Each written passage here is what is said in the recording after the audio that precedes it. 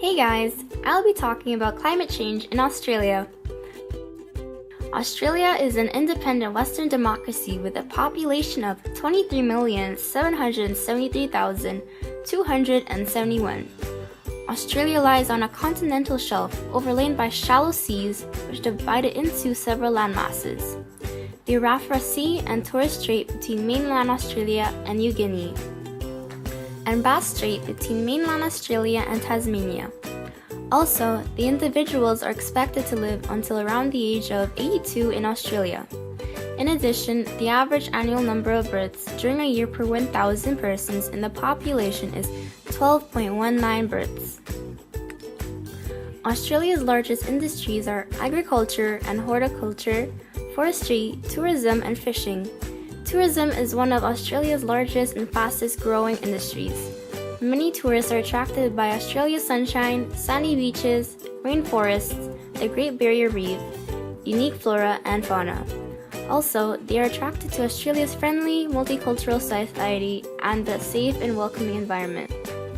Secondly, Australia has one of the largest fishing zones in the world, covering 14 million square kilometers, which is about twice the area of Australia's landmass.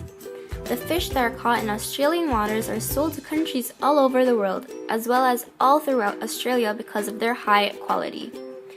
The four major overseas countries buying Australian fisheries produce are Japan, Hong Kong, USA, and Chinese Taipei.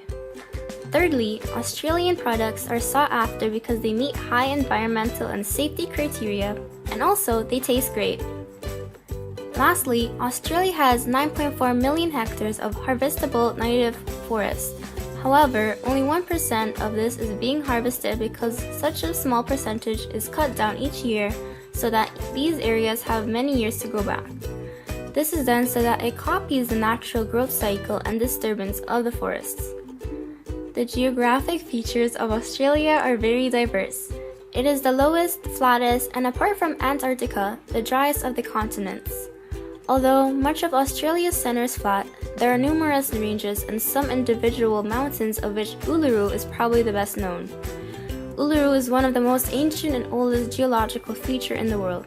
Faulting and folding in this area took place long ago, which caused the area, which is worn to a plain, to be uplifted and then eroded to form today's modern ranges. Now, let's talk about climate change. It is said that Australia's climate has already changed and will continue to change over time. Climate change will cause increases to the frequency and intensity of extreme weather events. Also, study shows that climate change will hit Australia harder than the rest of the world, which was stated in an article on The Guardian. In the article, Hennessy stated, Australia will warm faster than the rest of the world. Warming of 4 degrees Celsius to 5 degrees Celsius would have a very significant effect.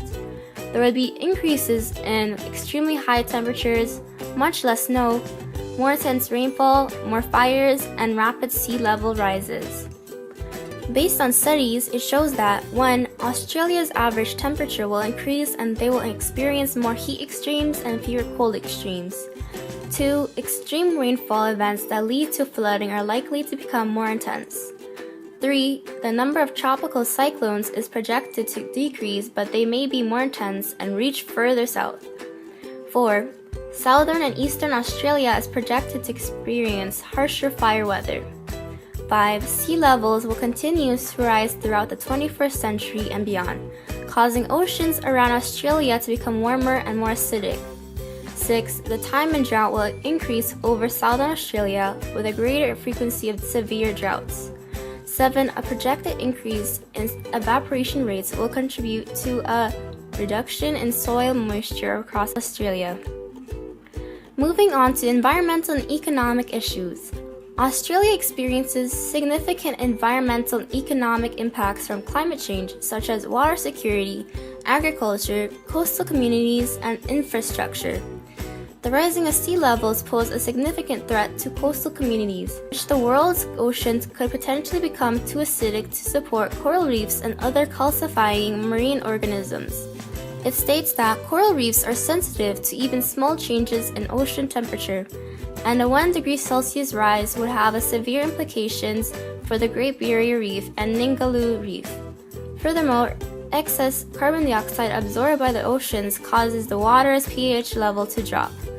This acidification makes it more difficult for corals to form hard reef structures and other creatures such as oysters, clams, lobsters, and crabs to develop their shells. This phenomenon poses a major risk to ecosystems such as the Great Barrier Reef and is, according to the report, likely to impact the entire marine ecosystem from plankton at the base to fish at the top.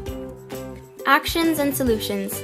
Since we humans are causing the pollution, we should try to reduce greenhouse gas emissions and hopefully stop global warming from further increasing. The WWF, also known as the World Wildlife Fund, aims to limit global warming to 1.5 degrees to avoid the worst social, economic, health, and environmental impacts. That concludes the climate change in Australia. Thanks for watching!